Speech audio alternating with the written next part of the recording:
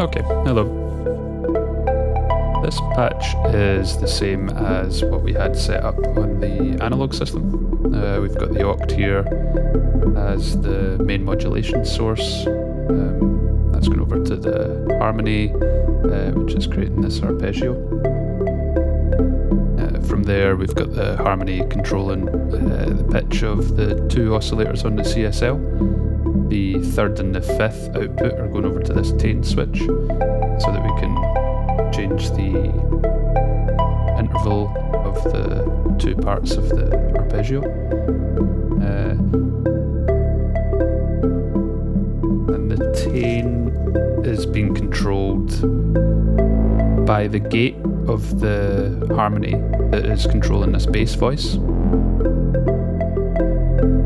But it is also being controlled by the yas. So the gate from the bass voice is going into the yas, and then we've got one of the triangle waves from the oct also coming into the yas.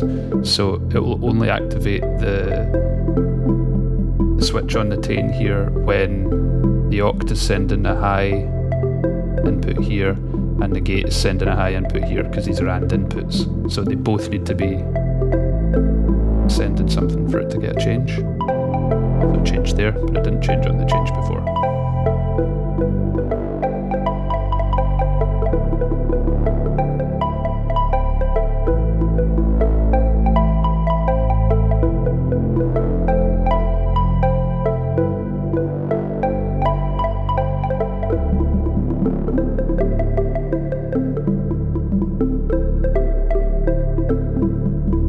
But what I want to focus on with this video is what I'm doing with the Knox.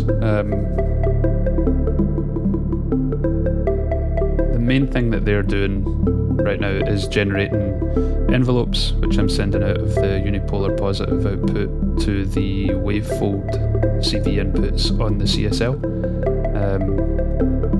to just ping these wavefolders up a tiny bit to get these little plucky sounds out of it. Essentially using the wavefolder as a VCA.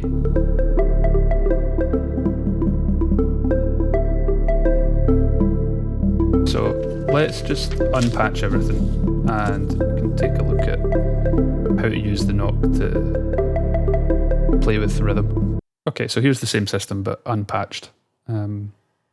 And I've got this going off to plateau reverb as well, just so things don't sound too harsh. On the big system, the reverb was generated by the arbor, but we don't have an arbor here at the moment. So we patch the two wavefold outs into the car, and I've got them hard panned left and right. And then the unipolar positive out to the wavefolder CV. These are cycling at the moment.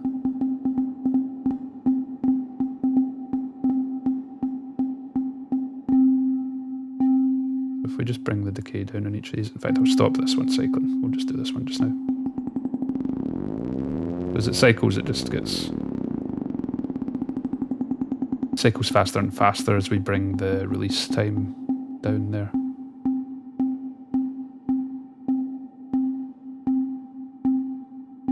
We just set that pulsing at a certain BPM. Set this one in cycling as well.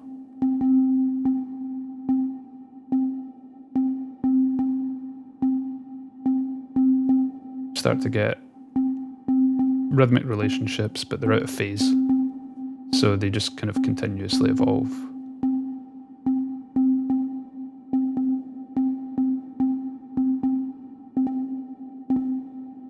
But these can also be triggered by CV. So if we take the gate out of this harmony, and we'll melt that to both of these inputs, and then we take the triangle from the oct, we patch that into the input of our harmony.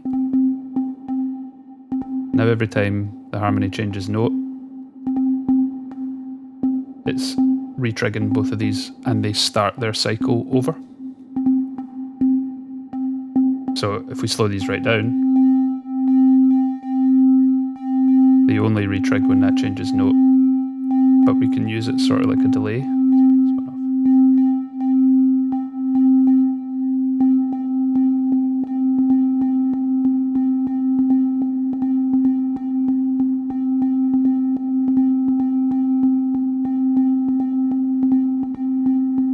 this one into cycling mode and bring the speed up on it as well.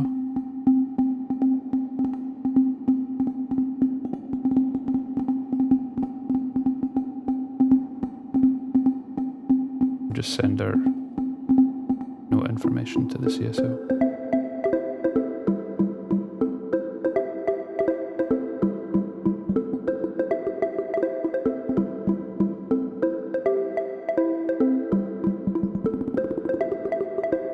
Just bringing that release up and down, you can hear it's almost like increasing the speed of a delay.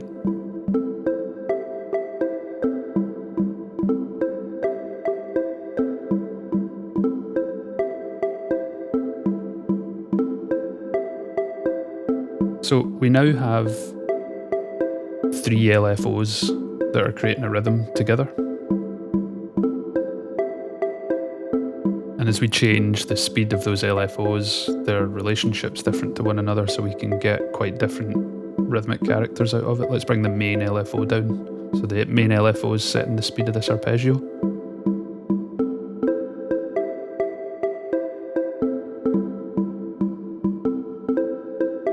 So that's sounding quite wonky there.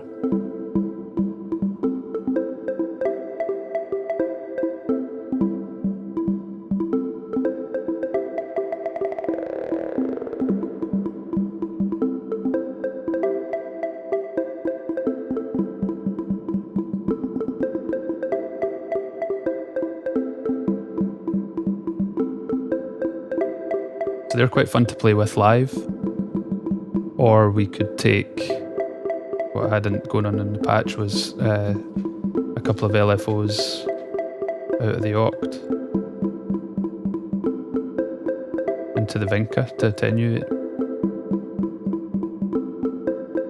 and then sending those to the CV for the release in.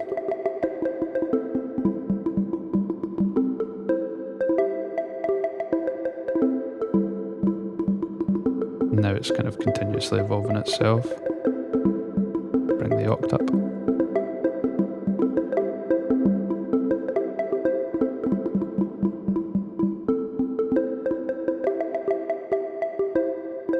Get some of those kind of bouncing ball type effects.